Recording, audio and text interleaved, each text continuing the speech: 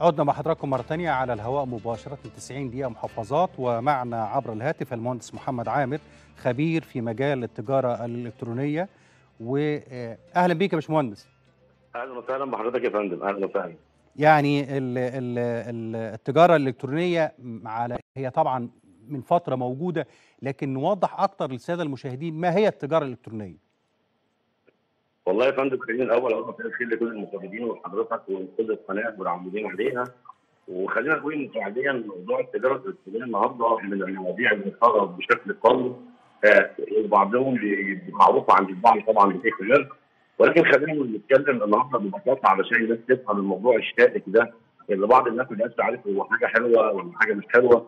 ببساطه خالص يا جماعه، التجاره الالكترونيه هي عمليات البيع او شراء السلع والمنتجات والخدمات وكل شيء قابل للبيع والشراء من خلال الانترنت والوسائل الالكترونيه الحديثه. وهنلاقي ان التجاره الالكترونيه بدات تزداد وتنشط بشكل قوي جدا مع بدايه ظهور وتطور صناعه التطبيقات والبرمجيات او الابلكيشن، واللي انتجت لنا على سبيل المثال مثلا التطبيقات او الابلكيشنز الخاصه بالسوشيال ميديا زي فيسبوك، زي انستجرام، يوتيوب، تويتر وغيرها من الابلكيشنز اللي اتحولت بشكل غير مقصود من مجرد منصات اجتماعيه للتواصل العادي والتعارف والشات الى سوق عالمي يضم الملايين بل المليارات من البشر. زي فيسبوك مثلا بيمتلك النهارده اكثر من 4 مليار شخص او يوزر. وبقى طبيعي جدا ان اي شخص او شركه يقدروا يعرضوا منتجاتهم او خدماتهم ببوست او اعلان وسط العدد الضخم والخرافي من البشر ده.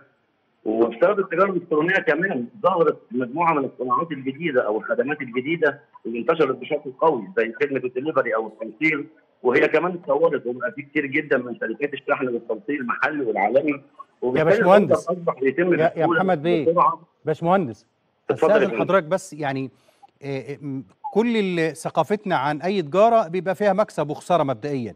كل اكيد. ثقافتنا عن التجاره ان اي تجاره بيحكمها معايير. ما هي اكيد يا فندم. المعايير التي تحكم والضوابط التي تحكم التجاره الالكترونيه؟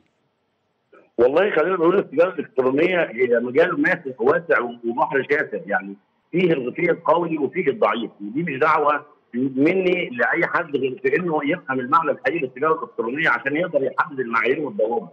التجاره الالكترونيه هي بمنتهى البساطه سوق واسع قدر يضم العالم كله لسوق مفتوح.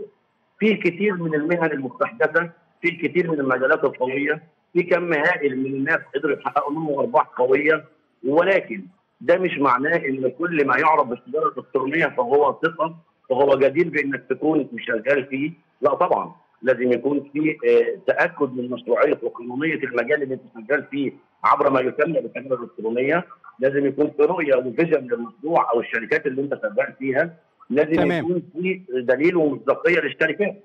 تمام. شكرا لحضرتك المهندس محمد عامر، خبير في مجال التجارة الإلكترونية. وإن شاء الله اللي يبقى الموضوع ده من ضمن الموضوعات اللي نفرد له وقت ويبقى فيه تعرف أكتر على هذه التجارة.